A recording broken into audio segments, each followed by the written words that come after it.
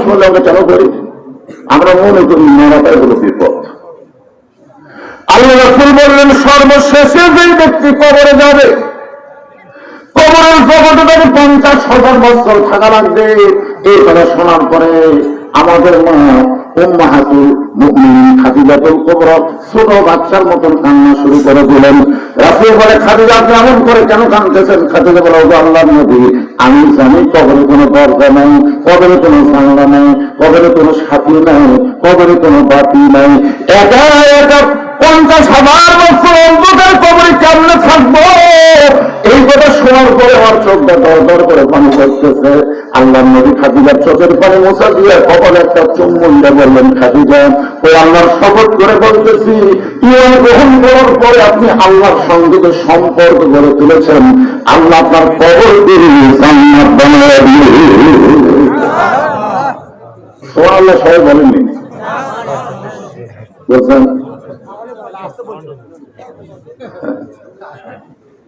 এবারে তিনজন কি গল্প করে?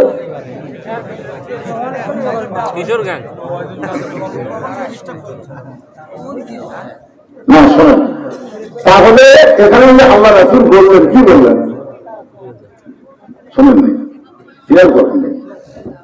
এবার তরিকাতের লাইনে একটা কথা আছে, খিয়ালো তেরা কমন, খিয়ালো অন্যগণ, খিয়ালো হারাইয়া গেলে স্বভাবে তার কারণ।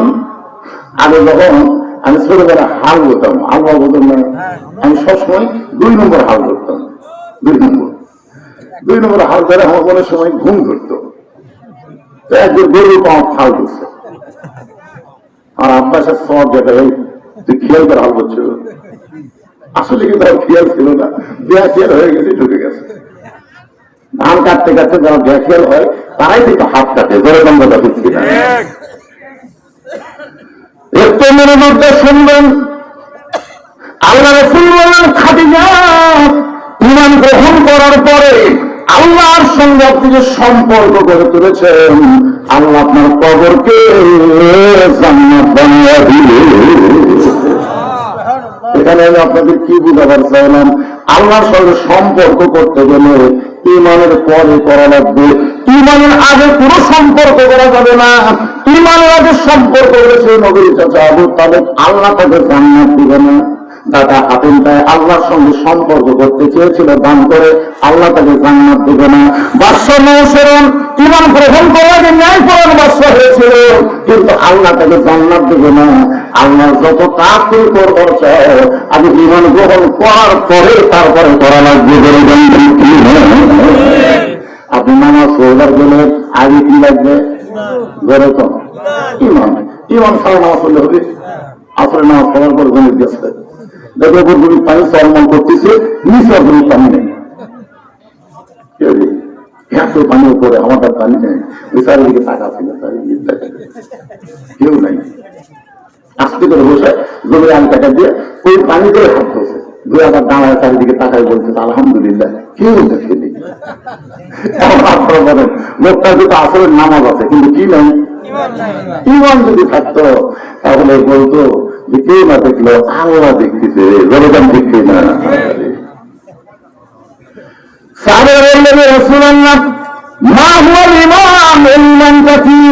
আল্লাহ রাসূল বললেন, ইকরার বিল লিসান, তাসদীক বিল জানান, আমল বিল আরকান, ইমান হলো ঈমান। জবানে বলতে হবে লা ইলাহা ইল্লাল্লাহ, জবানে বলা লাগবে। সবাই বলেন লা ইলাহা ইল্লাল্লাহ, লা ইলাহা ইল্লাল্লাহ, লা ইলাহা ইল্লাল্লাহ, মুহাম্মাদুর রাসূলুল্লাহ। আপনার বলেন তো, এই ইকরার বিল লিসান রাসূল যদি বলতো এটাই ঈমান, তাহলে আমাদের জন্য তো কোনো সমস্যাই হতো না। কিন্তু মারাত্মক চেষ্টা আছে ভাই, তাসদীক বিল জানান। কারণ মুখের মধ্যে কলেমা করতে হবে না রে, ওই কলেমাটা কলিজার ভক্তে ঢুকান লাগবে। যেরকম তার ভিতর কলিজার মধ্যে যখন ইমানের জায়গা হবে, ওই লোকটার কাছে জীবনের চাইতে ইমানের দাম বেশি হবে। এখন আপনারা বলেন তো, এই ভাদারের লোকেরা, আপনাদের কাছে জীবনের দাম বেশি না ইমানের দাম বেশি? এই মুখে বই বলতেছেন 15.5 বছর আমার মতন বক্তার কাছে আল্লাহর চাইতে হাসিনার ভয় বেশি।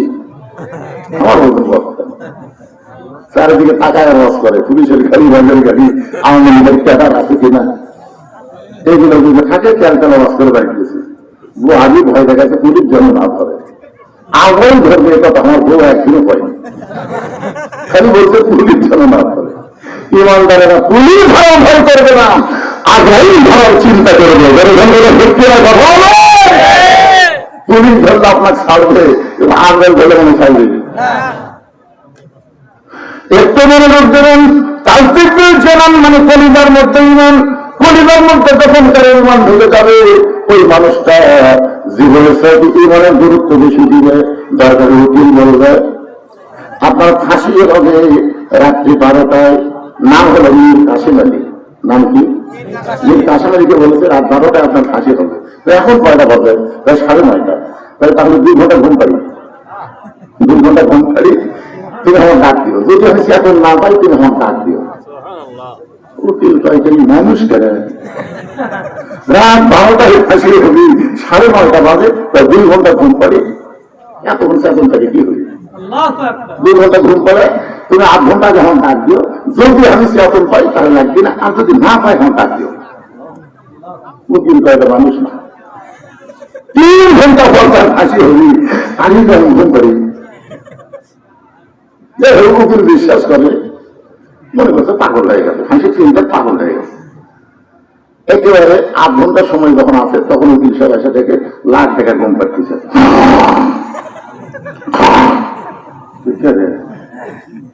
আর 8 ঘন্টা ফাঁসির সময় এখনো ঘুম পাবে, ডাক দিতে লাভ দেবে। বলতে ভাই ফাঁসির টাইম আছে না স্যার, এখন 8 ঘন্টা আছে, তখন 2 রাকাত নামাজ পড়ি। কত করেছে 2 রাকাত নামাজ পড়ে এখানে পাঞ্জাবি টাঞ্জাবি গাওয়ার দিয়ে আতর সুরমা লাগে বলতে চল যাই। উকিল বলতে কোথায় যাবেন? কোথায়? বলে ফাঁসির কাজটা। আপনি জানেন আপনার ফাঁসি হবে, মৃত্যু হবে।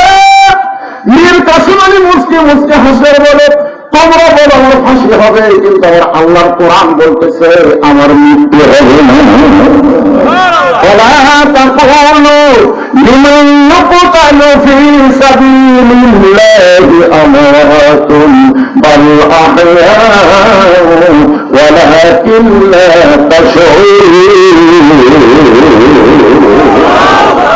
পরিবার মধ্যে যখন মানুষ জায়গা হবে ওই মানুষটা ফাঁসিকে মৃত্যুবরণ করবে না, বরং ফাঁসিকে আল্লাহর জন্য জীবিত মনে করে তারা হাসতে হাসতে ফাঁসির মঞ্চে যাবে, কারণ তাদের কাছে জীবনের চাইতে ইমানের দাম বেশি।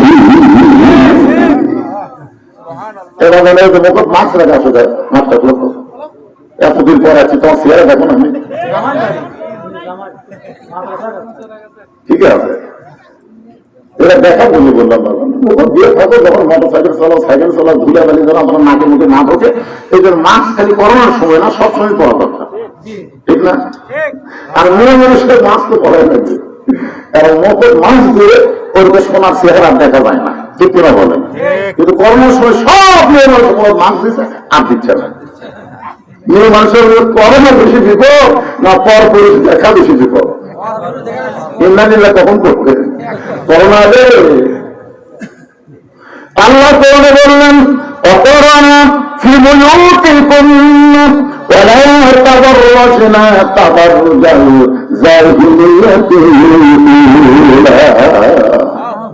রাসূল খাদিজার কপালে চুম্বন দিয়ে বললেন খাদিজা ওই আল্লাহর শপথ করে বলতেছি ঈমান গ্রহণ করার পরে আল্লাহর সঙ্গে সম্পর্ক করে তুলেছেন, আপনার যখন মৃত্যু হবে আল্লাহ আপনার কবরকে জান্নাত বানায়া দিবে।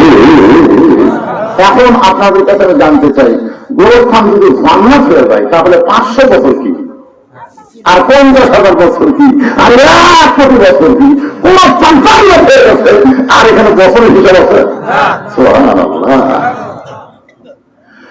এরপরে মা খাদিজা যখন ছোট বাচ্চার মতন কান্দে, রাসূলের খাদিজা এত বড় সান্ত্বনা পুরস্কার দিলাম, এরপর আপনি কাঁদবেন কেন? খাদিজা বলেন রাসূলুল্লাহ যদি আপনার কাছে কিছু চাই আপনি কি আমাকে দিবেন না? সঙ্গে সঙ্গে রাসূল 3 বার নাউযুবিল্লাহ বললেন, নাউযুবিল্লাহ নাউযুবিল্লাহ নাউযুবিল্লাহ। কয়বার? খাদিজা বললেন হুজুর আমি আপনার কাছে কিন্তু চাই এই কথা শোনার পরে আপনি তিনবার নাউযুবিল্লাহ বলার কারণ রাসূল বলেন খাদিজা ঈমান গ্রহণ করার পরে আল্লাহ ছাড়া অন্য কারো কাছে চাওয়া যায় এখন আপনারা আল্লাহ ছাড়া অন্য কারো কাছে চান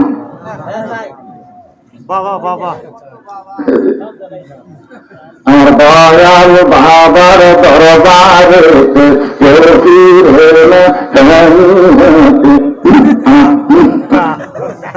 একটা বস্তা আছে দেখুন খালি বাবা বস করে আল্লাহ ধন্য করে দিয়ে আল্লাহ আছে গান বহল্লা নবীর ধন খাজা নিয়ে আসে আপনি কেউ ফিরে না খালি হাতে খাবার তোর দরবারেতে যেরকম আরো বলে দাম এটা কি হয় বলা লাগবে কেউ ফিরে না খালি হাতে আল্লাহ তোমার দরবারেতে ইয়া কানা বুধু ইয়া কানা সাইন আমরা গোলামি করে আল্লাহর সাহায্য চাইবো আল্লাহর কাছে আল্লাহ ছাড়া অন্য কারোর কাছে চাওয়া যাবে না এমনকি নদীর কাছে চাওয়া যাবে আল্লাহ রাসূল বলবেন 11 সালে হজ করতে গেছিলাম প্রথম আমরা তো গোরস্থানে যাই আমরা দোয়াদুল করে হাত তুলি না ভাই আপনারা হাত তোলেন না গোরস্থানে দোয়াদুল করে যারা কবর আছে তাদের রুহের মাত্রাতে আমরা দোয়া করি আমি মনে করছিলাম সবচাইতে দামি যাকে কবরই বলা যাবে না আল্লাহ রাসূলের এটাকে আমরা কি বলি কবর না রওজা সবাই বলে ওই রাসূলের রওজা পাশে আবু বকরের কবর পাশে উমরের কবর আমি মানুষের মুখে বলতে শুনেছি রাসূলের কিন্তু কবর করেনি বলে রাসূলের রওজার পাশে আবু বকরের কবর পাশে উমরের কবর তার মানে বোঝা গেল যে এই আবু বকর উমরের কবর আর রাসূলের কবর না কারণ কি এখানে রওজা বলার কারণ কি আর একটা গজল গাই কিন্তু আপনি বুঝতে পারেন কিনা গাবো ইসলামের আলো জ্বলায়া দিয়া নবী সুন্নাত আজের সোনার মদিনায় আর যদি এভাবে বলি ইসলামের পতাকা উড়ায়া দিয়া নবী মহিলা আজের সোনার মদিনায় কি মহিলা বলবে যদি করি খালি গুণা গেলে একটু মনোযোগ শুনলেন আমি বিশ্বাস করি নবী আমার হায়াতুল নবী এই মনে করে 11 সালে যখন নবীর রওজার পাশে হাত তুলেছি ইতিমধ্যে 2 পুলিশ এসে আমার হাতের উপর লাঠি দিয়ে ঠাসি দিয়ে বললেন মানো কুল্লু হারাম বলো কুল্লু হারাম হাত যদি পাতা পারতাম কালার মালিকের মধ্যে হাত পাতাম মদিনার রওজার পাশে হাত পাতানো হারাম আমি মনে মনে বললাম পুলিশ চিনিস মনে মনে আমি আমার বাংলাদেশের একটা সাইকেল বক্তা আর তুই তার হাতের উপর ঠাসি বললি কিন্তু আমার ইমাম বললো মৌলানা তুই ভেজালটা চললো তুমি মনে মতো ভেজাল তোর আমলের মতো ভেজাল আর এরা হলো আসল দেশের পুলিশ জোরে কথা দেখিয়ে কি হলো কি আছে কি আছে কি আছে আচ্ছা খারাপ হয় না কিন্তু খারাপ এরা যদি একবার খেতে পায় এই লাঠি দিয়ে আমি তো খারাপ দিয়ে কাম করতেছি আর ওটা না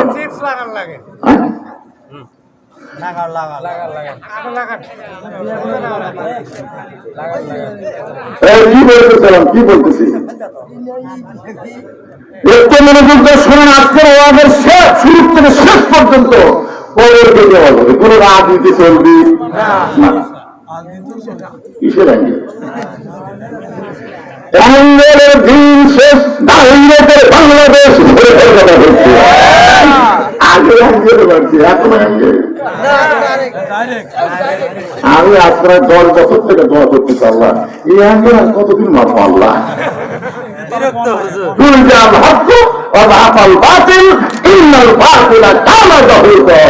সত্য যখন আসবে মিথ্যা যখন পালায় যাবে আলো আসতে অন্ধকার থাকবে না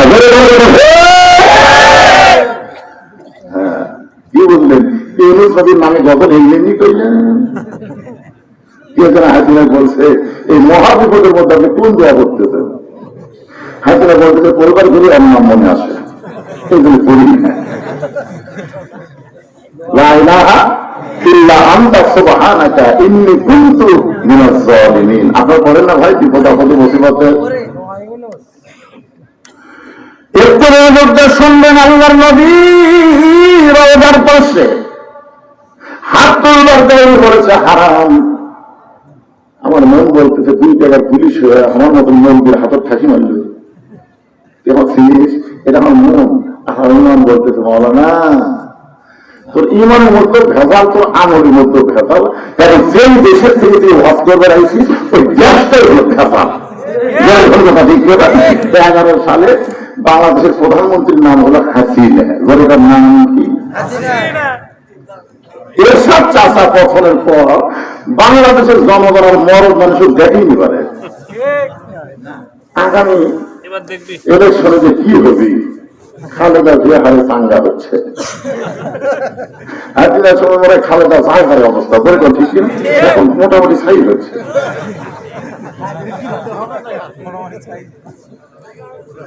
আপনারা একটা সিদ্ধান্ত নেন, মা তারাক্তু বাদি আলা উম্মতি ফিতনাতুন আদারে রাজুলুন মিনান নিসাই রাওয়াহুল বুখারী কিতাবুল ফিতান।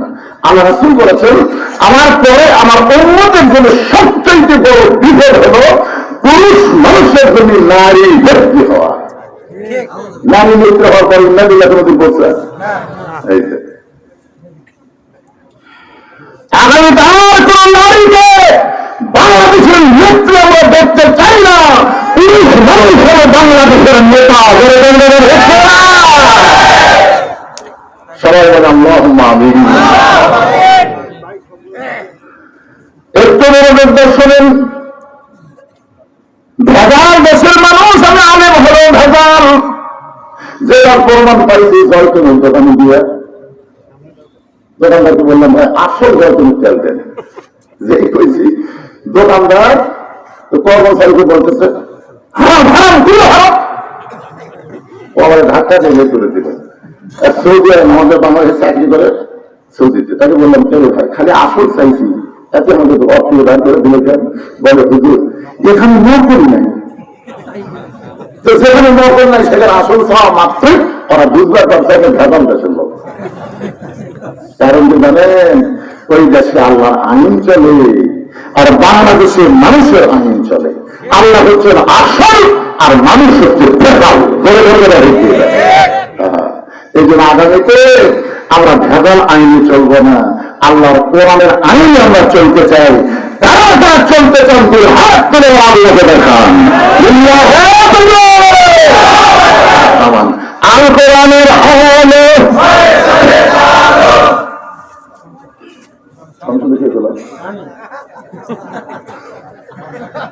হাসিনা নাই তো থেকে আসছি।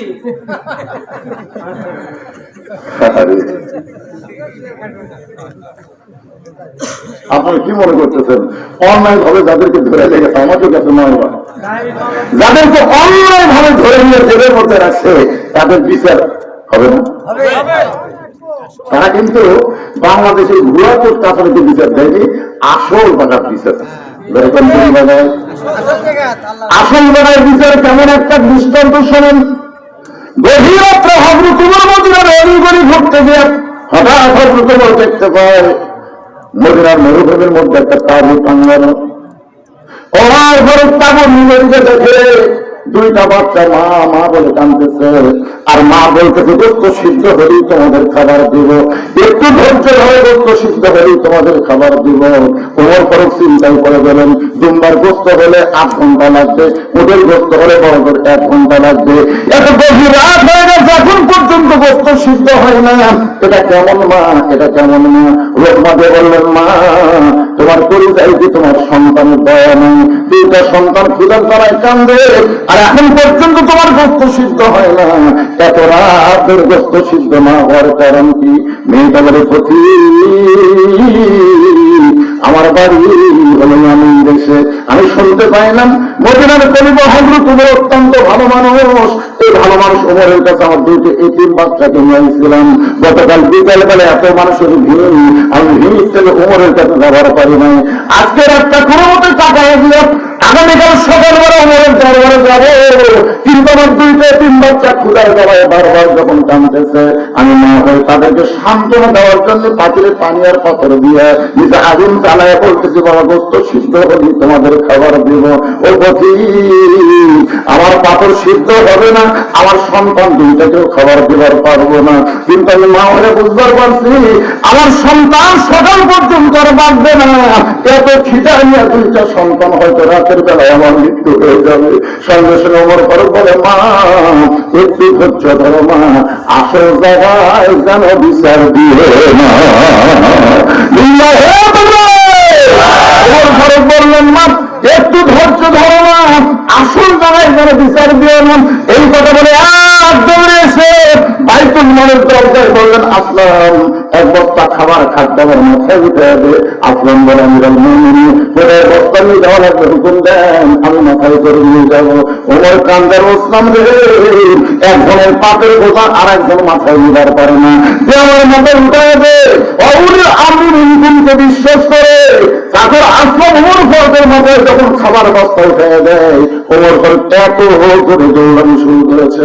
আসলাম বলে, আমিরাল মুমিনিন একটা বস্তা মাথায় নিয়ে যদি আপনি এইভাবে দৌড়ান তাহলে আপনি পড়ে গিয়ে আপনার কষ্ট হবে। ওমর কান্দে, আসলাম রে, আসল জায়গায় বিচার দেওয়ার আগে আমি ওমর যদি বুঝবার না পারি, এই ওমরকে আল্লাহ জাহান্নামের আগুনে পুড়ায় মারে। মেয়েদের তাবুর কাছে গিয়ে বললেন, মা রুটি হালুয়া তৈরি করো। রুটি হালুয়া তৈরি করে যখন মা ওমর ফারুকের হাতে দেয়, ওমর ফারুক দুইটা বাচ্চাকে উলাতের উপরে নিয়ে রুটি হালুয়া ছিঁড়ে ছিঁড়ে যখন মুখে দেয়, ওমরের চোখে তর তর করে পানি ভরতেছে। দুইটা বাচ্চা বলে, কে আপনি?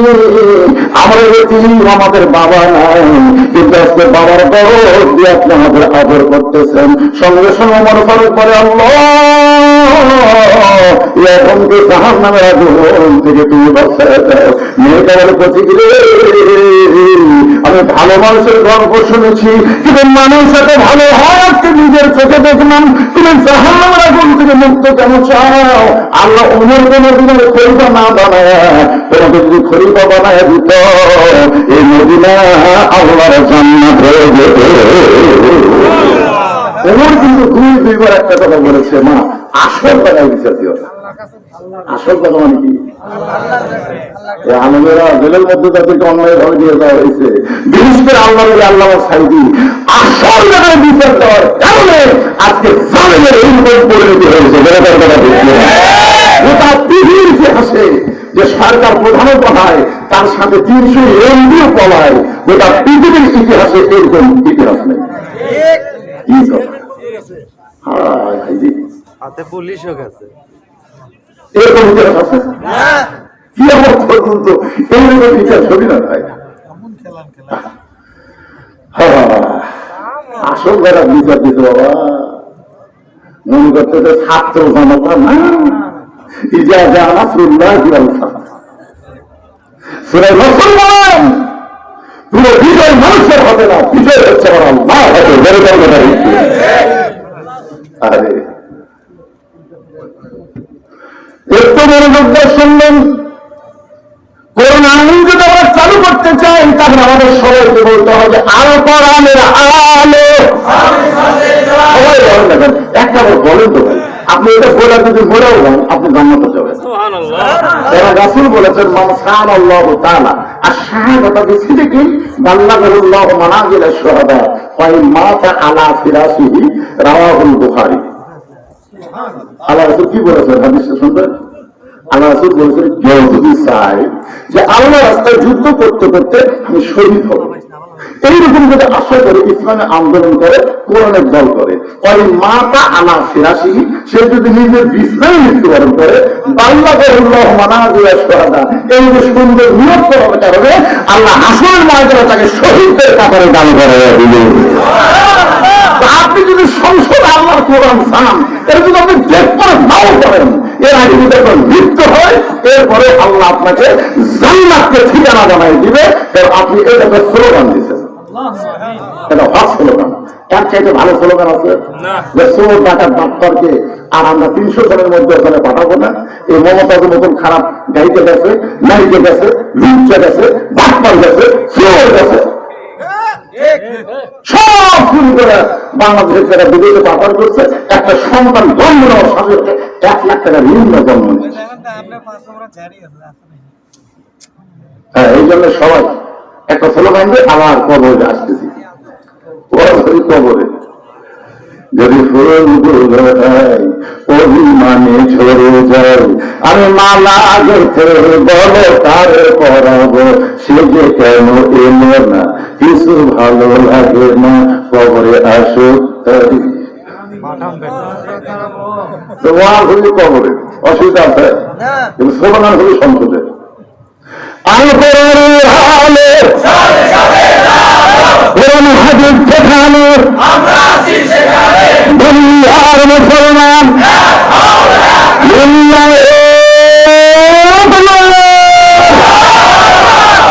আলহামদুলিল্লাহ। কোরআনের আলোচনা করবো। আমাদের বিএনপির জামাত আছে, আমার সব মুসলমান কোরআনের দল, বলে দেন ঠিক কিনা? একটু মনোযোগটা শুনুন। খাদিজা বলতেছে, রাসূলুল্লাহ আমি আপনার কাছে চাই। এই কথা শুনে আপনি 3 বার নাউযুবিল্লাহ বললেন, কিন্তু আমি আপনার কাছে যা চাবো তা যদি আল্লাহর না থাকে তাহলে আল্লাহ কেমনি দিবে? নবী চুনছে কি খাদিজা আমার কাছে কি চাবে যেটা আল্লাহর নাই? আমরা সবাই জানি সবকিছুর মালিককে, তাহলে আল্লাহর নাই। রাসূল বলতে খাদিজা আপনি একজন 1 নম্বর ইমানদার, সর্বপ্রথম নবীর হাতে যিনি কলেমা করে মুসলমান হয়েছে তার নাম কি? মারাত্মক কথা। আর মহিলা না, সর্বপ্রথম খাদিজা, তারপরে আবু বকর, তারপরে আলী। এটা ইতিহাস দেখছে, পুরুষের মধ্যে আবু বকর, মহিলাদের মধ্যে খাদিজা, আর বাচ্চাদের মধ্যে আলী। কিন্তু প্রথম খাদিজা, তারপর আবু বকর, তারপর আলী। আমার কথা কি বুঝলেন? এটা আপনার লেখা করে কি সর্বোত্তম খাদিজা, মহিলাদের মধ্যে সর্বোত্তম পুরুষ আবু বকর, সর্বোত্তম বাচ্চা আলী। কারণ খাদিজা যখন ইমান গ্রহণ করছে তখন খাদিজার বয়স ছিল 55 বছর। কয় বছর? আর আবু বকর যখন ইমান গ্রহণ করছে তখন তার বয়স ছিল 37 বছর। আর হযরত আলী যখন ইমান গ্রহণ করছে তখন তার বয়স ছিল 7 বছর 9 মাস। এখন আপনাদের যেটা বুঝতে পারছেন সেটা হলো, আপনারা বলেন তো বাংলাদেশে কোন পীরের বউ ওই পীরের মুরিদ আছে? কেন নেই? কারণ বই মানে আমার পীর সাহেব মাঝে মধ্যেই মুরিদের বইয়ের দিকে চোখ মারে, এখন বই দিচ্ছে। বাংলাদেশে কোনো ডাক্তারের করে সিজার লাগে না, বাংলাদেশের করে মন্দির বাড়ি মিলাতে হয় না। বলে এই 3টা জিনিস আপনারা খেয়াল করবেন। হ্যাঁ, কিন্তু সর্বপ্রথম নবীর বিবির বাড়িতে নবী বলে স্বীকার করেছে। এখান থেকে বোঝা গেল পীর ধরা চলবি না, মৌলবি ধরা চলবি না, হুজুর ধরা চলবি না, ধরা লাগবে একমাত্র আমাদের নবীকে। বলে তোর কথা ঠিক না? উপায় নাই রে, উপায় নাই রে, উপায় নাই, নবী আল্লাহ পাওয়ার উপায় নাই। সবাই বলেন উপায় নাই রে, উপায় নাই রে, উপায় নাই, নবী আল্লাহ পাওয়ার উপায় নাই। দেখেন কোরআন আয়াতটা দেখেন, আতিউল্লাহ ওয়া আতিউ রাসূল ওয়া আতিউ কিন্তু নাই, ও আতিউ নাই কিন্তু উলিল আমরি মিনকুম। আপনারা বলেন তো এই 2 জায়গাটা আতিউ থাকে, আতিউল্লাহ ও আতিউ রাসূল, কিন্তু শেষ করে এখানে ও আতিউ আল্লাহ বাদ দিল কেন? এখানে আল্লাহ কেন বললেন উলিল আমরি মিনকুম? নিঃসন্দেহ আল্লাহ হুকুম মানতে গেলে নিঃসন্দেহ নবীকেই শুধু গ্রহণ করা যাবে, নবী ছাড়া অন্য কাউকে নিঃসন্দেহ গ্রহণ করার উপায়। এই জন্য আল্লাহ বললেন উলিল আমরি মিনকুম। আমরা উলিল আমরকে মানবো কতক্ষণ? উলিল আমর নবীর তরিকার মধ্যে থাকবে ততক্ষণ। দরকার কথা ঠিক না? নবীর তরিকা বাদ নিজে একটা তরিকা বানানো কাদরিয়া। নিজে একটা তরিকা বানালো সৃষ্টিয়াত, নিজে একটা তরিকা বানালো মেজারতে দিয়ে, নিজে একটা তরিকা বানানো অক্ষবন দিয়া, তার ঘর বোঝা গেল নবীর তরিকা বাদ দিয়ে নিজে কেউ যদি তরিকা বানায় ওই তরিকা মানা যাবে না। কেবলমাত্র আল্লাহর হুকুম নবীর তরিকা মোতাবেক আমাদের চলা লাগবে বলে আমি বুঝি না। আমার কথা বুঝতে পারছেন? আমরা ইমাম মানবো, ইমাম আপনি মানবেন না? এই হাজার ইমাম কত মানবেন না? কতক্ষণ খালি নামাজ নয়, ইমাম যদি নামাজের 4 রাকাতের মধ্যে 3 রাকাত বসে মানবেন? মানবেন? টাইটেল এতদিন 4 রাকাত পড়াতে আজকে 3 রাকাত বসেছে, আমরা বসে থাকি রে। বোঝা গেল ইমাম মানব ততক্ষণ নবীর তরিকার উপর আছে যতক্ষণ, নেতা মানব ততক্ষণ নবীর তরিকা মোতাবেক নেতা আছে যতক্ষণ, পীর মানব ততক্ষণ নবীর তরিকা মোতাবেক পীর সাহেব আছে যতক্ষণ। ধরে ধরবে না ঠিক কিনা? আমার কথাই বুঝতে পারলেন? হ্যাঁ, চিন্তা করছেন? ওভার ফরক তেমন খুঁজতে দিচ্ছে বাংলাদেশের মতন 96টা দেশের খলিফা, ইয়ার কিনা? বাংলাদেশের মতো কয়টা? 96টা দেশের খলিফা খুতবা দিচ্ছেন, খুতবা মানে ওয়াজ করতেছেন। মাঝখান থেকে সাহাবী দাঁড়িয়ে বলতেছে আমিরাল মুমিনিন আপনার খুতবা আমরা শুনবো না। অপরাধ কি?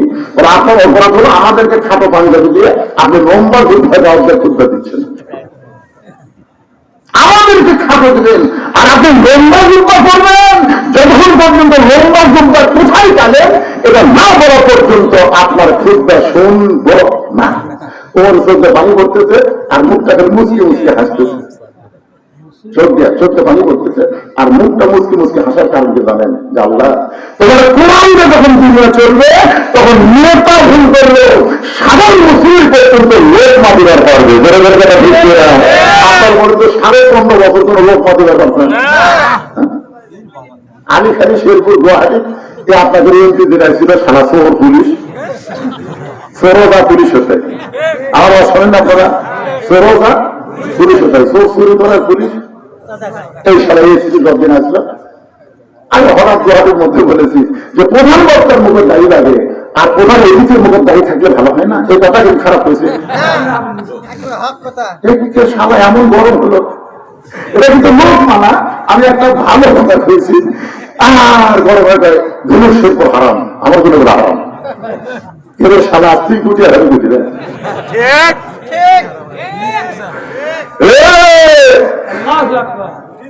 সারাগঞ্জে মানমান করছিল আর তুমি সারাগঞ্জের 16 টাকা ভবিষ্যের জন্য হারাম করে দিলাম। আমি তো তুই হারাম করার কেড়ে এই ঘটনা কিছুদিন পরে সারা বলিছে পারে। আরে কি মনে করতেছেন? উনি নেতা এমপি, তার মধ্যে দাঁড়িয়ে রাখা নবীর সুন্নতের কথা বলেছি আর গাটা খেলে গেছে। কারণ মানুষের তৈরি আইনটা বাংলাদেশ চলে লোকমাতনের নেতা খেতে আর কোরআন যখন দুনিয়া চলবে সাধারণ মুসলিম বাংলাদেশের মতন 96টা খলিফার খুতবা বন্ধ করে দিচ্ছে। আমাদেরকে খাটো পাঞ্জাবি দিয়ে আপনি লম্বা খুতবা করে খুতবা দিচ্ছেন, যতক্ষণ লম্বা খুতবার কাহিনী না বলবেন ততক্ষণ আপনার খুতবা শুনবে না। ওমর ফারুকের চোখটা দরদর করে পানি পড়তেছে, এমন সময় 30 পারা কোরআনের হাফেজ 6 লক্ষ হাদিসের হাফেজ নাম হলো আব্দুল্লাহ ইবনে ওমর সাল্লাল্লাহু আলাইহি ওয়াসাল্লাম। নেতার বেটা যোগ্যতা দেখছেন? নেতার বেটা 30 পারা কোরআনের হাফেজ 6 লক্ষ হাদিসের হাফেজ। আর আমাদের এমপির বেটার খবর কি?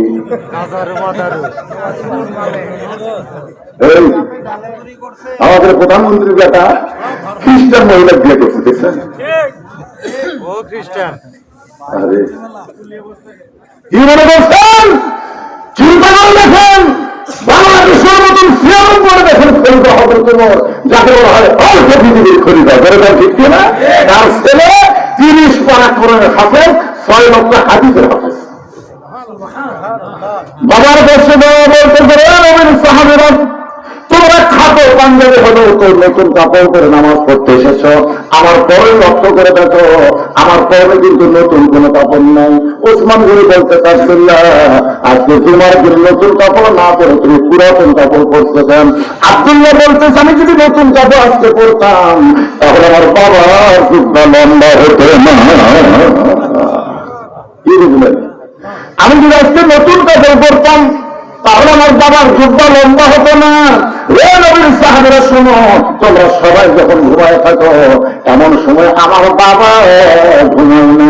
যেদিন থেকে মদিনার খলিফার দায়িত্ব পাইছে সেদিন থেকে সব মানুষ ঘুম পাবে, আর আমার বাবা তোমাদের খেদমতের দায়িত্ব নিয়েছে। সুবহানাল্লাহ। আর এখনকার নেতারা মোবাইল বন্ধ করে ঘুম পড়ে। ভোটে দেখা যায় গরিবের বন্ধু সমাজসেবক জনগণী যে সব নেতা হয়ে গেছে আর মোবাইল আসার নাই। দুনিয়ার সবাই যখন ঘুম পড়ে সুরের মতন মদিনার অলিগলি ঘুরে বেড়ায়, হঠাৎ হজরত ওমর দেখতেছে একটা চাবু টাঙ্গানো, চাবুর বাইরে একটা পুরুষ মানুষ খালি দৌড়াদৌড়ি করতেছে। একবার ডানে যায়, একবার বামে যায়, একবার উত্তরে যায়, একবার দক্ষিণে যায়। ওমর ফরক লোকটার কাছে গিয়ে সালাম দিয়ে বললেন, ভাইজান এই যে অস্থির হয়ে আপনি দৌড়াদৌড়ি করতেছেন আপনার কারণ কি? আসসালামু আলাইকুম ভাইজান। আপনি অস্থির হয়ে দৌড়াদৌড়ি করতেছেন এর কারণ কি? আসসালামু আলাইকুম ভাইজান। আপনি অস্থির হয়ে দৌড়াদৌড়ি করতেছেন কারণ কি?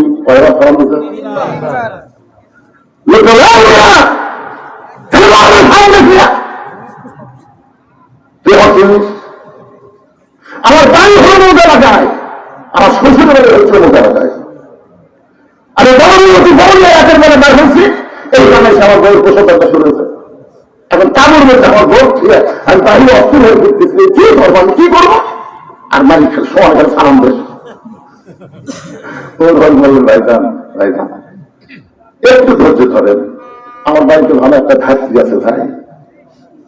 লোকটা ভাই কি আর এত খারাপ ব্যবহার করলাম, তারপরে আমার বাড়ির ভালো একটা ধাত্রী আছে। এক দৌড়ে বাড়ির পর আব্দুল্লাহর মা দরজা করে দেওয়ার পরে চমকে গিয়ে বলে, আব্দুল্লাহর মা আমি তোমাকে ডাক দাও মাত্রই তুমি দরজা খুললে। তুমি যদি ঘুমের মধ্যে থাকতে তাহলে এত তাড়াতাড়ি দরজা খুলতে পারতে না।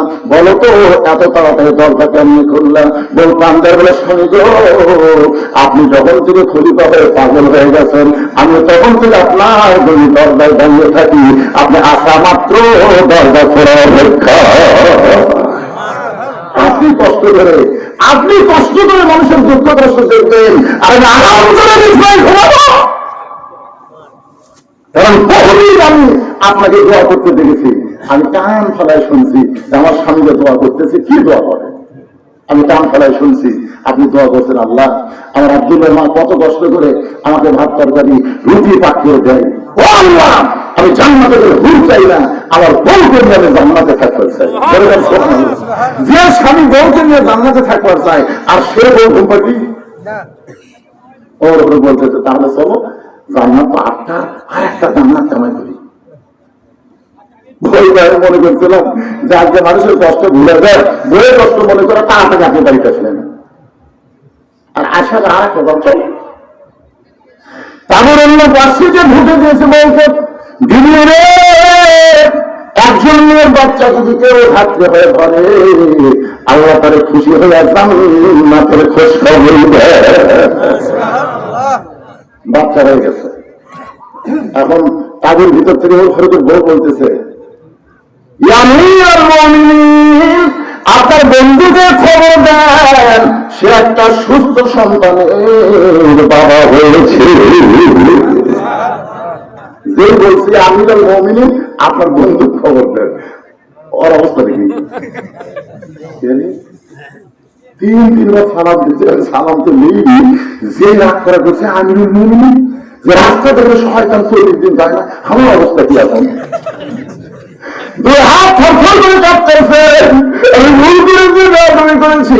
ওমর ফারুক বুকের মধ্যে নিয়ে বলে, ভাইজান যেদিন থেকে খেলাফতের দায়িত্ব নিয়েছি সেদিন থেকে আমার সুখ মাটি করে তোমাদের সুখ শান্তির চিন্তা পরিবার মধ্যে নিয়েছি। দুনিয়ার সাহাবারা শোনো, তোমরা সবাই যখন ঘুমায় যাও আমার বাবা তখন ঘুমায় না, আমার বাবা চুপি চুপি আমার দরজায় যেমন আব্দুল্লাহ ও আব্দুল্লাহ একটু দরজা খোল। আমি দরজা করে তাকায় দিদি বাবার হাতে একটা পাঞ্জাবি। আমি বললাম বাবা এই গভীর রাত্রে আপনি আর একটা পাঞ্জাবি দিয়ে বেড়াইছেন, বাইকের মাল থেকে একটা পাইছি বাবা, নতুন করে আর একটা দিয়ে বেড়াইছেন। সঙ্গে সঙ্গে মোর ভাই বললেন ইন্নাল্লাহ ইয়ামুরুকুম আন তুআদ্দুল আমানাতি ইলা আহলিহা ওয়া ইযা হাকামতুম বাইনান নাস আন তাহকুমু বিল আদল। আব্দুল্লাহ রে তোরা আর একটা পাঞ্জাবি দিবে আসিনি বাবা, এই পাঞ্জাবিটা আমার ভাগে পড়েছে, এইটা পড়লে আমার হাঁটু পর্যন্ত ঢাকে না। এখন বলবে আব্দুল্লাহ আমি এত খাটো পাঞ্জাবি পরে যদি ইমামতি করবার যাই তাহলে কেমন লাগে, তোর পাঞ্জাবিটা আমাকে দান করে দে বাবা, তোর পাঞ্জাবিটা আমাকে দান করে দে। আব্দুল্লাহ বাবা নতুন পাঞ্জাবি আমার বাবাকে দান করে দিলাম। বাবার পাঞ্জাবি আমার পাঞ্জাবি একত্র করে বাবার লম্বা যোদ্ধা বানায় খুদ্া দেয়। এখন বড় বাবার খুদ্া শোনা যায় কিনা যায়। সমস্ত সাহাবীরা চিল্লায় বলে আল্লাহ তোমার কোরআন যখন রাষ্ট্র চলবে এমন ভালো মানুষকে মুসলমান নেতা হিসেবে দেখতে পাবে।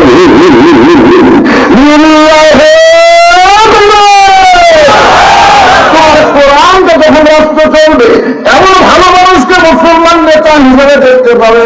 মানুষের তৈরি আইন দিয়ে ডক্টর কামালের সংবিধান দিয়ে এই বাংলাদেশ কোনোদিন শান্তিময় হতে পারে না। বাংলা যদি শান্তি চায় আল্লাহর কোরআনের বিকল্প কোন রাস্তা নাই। আল কোরআনের আলো এটা কি রাজনীতি? আল্লাহ খাদিজাতুল কুবরা বলে রাসূলুল্লাহ আমি আপনার কাছে যা চাই তা যদি আল্লাহ না থাকে, নবী বলে খাদিজা আল্লাহর নাই এ কথা বলাও ঠিক না। খাদিজা বললেন তাহলে সূরা ইখলাস পড়ি। নবী চুপ করছে। যে খাদিজা বলতে সূরা ইখলাস পড়ি নবী চুপ করছে, তার মানে সূরা ইখলাসের মধ্যে আল্লাহর কোনো কিছুই নাই। আপনার জানেন না একবার পড়লে 10 পারা কোরআন পড়ার সব। 114টা সূরা কোরআন শেষে কয়টা? প্রত্যেকটা সূরা দেখবেন প্রত্যেকটি সূরার নাম হবে, কিন্তু সূরা ইখলাস পড়তে পড়তে ইখলাস কোন শব্দ এই সূরার মধ্যে আপনি পাবেন না। আছে কুল আউযু বিরাব্বিন নাস সূরার নাম কি? কুল আউযু বিরাব্বিল ফালাক সূরার নাম কি? তাব্বাত ইয়াদা আবি লাহাব সূরার নাম কি? ইজা জাআ নাসরুল্লাহ সূরার নাম কি?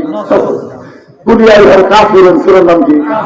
এখন দেখেন কুল ওয়াল্লাহু আহাদ আল্লাহুস সামাদ লাম ইয়ালিদ ওয়া লাম ইউলাদ ওয়া লাম ইয়াকুল লাহু কুফুয়ান আহাদ। এর মধ্যে ক্লাস কোটি নাই। 113টা সূরা আপনি পড়েন, প্রত্যেকটি সূরার নাম অটোমেটিক আপনার সামনে পাবে। কিন্তু সূরা ইখলাস পড়লাম 10 বার পড়লো, ইখলাস শব্দ আপনি একবার পাবেন না। তো এই সূরার নাম ইখলাস আল্লাহ কেন দিলেন? একবার বললে 10 পারার সবরে বাংলারা বলবেন আমার সাথে পড়বেন। তাহলে পড়েন বিসমিল্লাহির রহমানির রহিম। আল্লাহু আহাদ আল্লাহুস সামাদ লাম ইয়ালিদ ওয়া লাম ইউলাদ ওয়া লাম ইয়াকুল লাহু কুফুয়ান আহাদ। আপনার বলেন তো আল্লাহর বউ, বাপ, মা, সন্তান, মৃত্যু, সমকক্ষ, তাহলে আল্লাহ অনেক কিছুই নাই। খাদিজা বলতেছে হুজুর আমি আল্লাহর কাছে যা চাবো তাকে আল্লাহ আমার দিবে। রাসূল বললেন কি চান? মনে করেন গভীর রাত্রে আমি তাহাজ্জুদে নামাজ পড়ে আল্লাহ বলতেছি আল্লাহ আমি খাদিজার বিয়ে হয়নি, খাদিজার বিয়ে হবে একটা বাচ্চা দেন। আপনি বলেন আল্লাহ কি দিবি? রাসূল বলতেছে আল্লাহ দিবার পারলেও দিবি না, কারণ বিয়া ছাড়া একজন বাচ্চা দিয়ে আল্লাহ দিয়ে বিরোধ করছিল। আপনার বলতো বিয়া ছাড়া আল্লাহ একজন বাচ্চা দিয়েছিল, তার নাম কি? মরিয়ম। এই মরিয়মের খালু জাকারিয়া নবী, যখন কোন নবী? দেখেন মানুষের সন্দেহ কি, এই জাকারিয়া সালামকে ওরা দোষ দিল, এই খালুর মাধ্যমে কাম আছে। সবাই যখন জাকারিয়া সবাই দৌড়ে আছে আল্লাহ কাম করলি, কাম করলেন আপনি আর পিটুন খামান কি কাম কে করছে? আর দোষটা আল্লাহ বললেন জাকারিয়া আগে দুনিয়াতে পাঠাইছি বাপ মা ছাড়া, আর ঈসাকে পাঠাবেন বাপ ছাড়া। কিয়ামত পর্যন্ত বাবা ছাড়া কোন সন্তান আর মায়ের কাছে জন্ম নেবে না। যদি জন্ম নেয় বুঝবা ওইটা অবৈধ সন্তান। আপনার বলেন তো, বাবা ছাড়া কোন সন্তান এটা কি বৈধ না অবৈধ? তাহলে ভোট ছাড়া তারা এমপি, তারা বৈধ না অবৈধ? এই হিসাবে 15.5 বছর যেগুলো এমপি ছিল এদের নাম হলো জাইরা এমপি। কথা বল না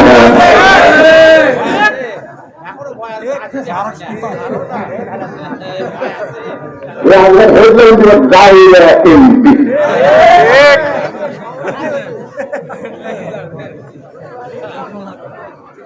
একটু মনোযোগের শুনবেন। রাসূল বলে খাদিজা, তাহলে আমার কথা আপনি কি চাবেন? খাদিজা বলতেছে রাসূলুল্লাহ, কিয়ামত পর্যন্ত একটা মুজিজা আল্লাহ আপনাকে দিয়েছে, যে মুজিজা কোনদিন বিরক্ত হবে না। ইন্না নাহনু নাযালনা যিকরা ওয়া ইন্না লাহু লাহাফিজুন। সেই মুজিজার নাম হলো আল্লাহর কোরআন।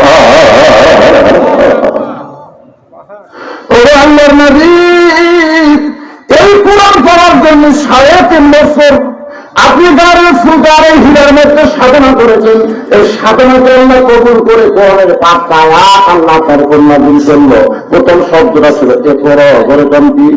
ইকরা বিইসমি রাব্বিকাল্লাযী খালাক, খালাকাল ইনসানা মিন আলাক। এই যে 5টা আয়াত আপনার আল্লাহ নাযিল করলো,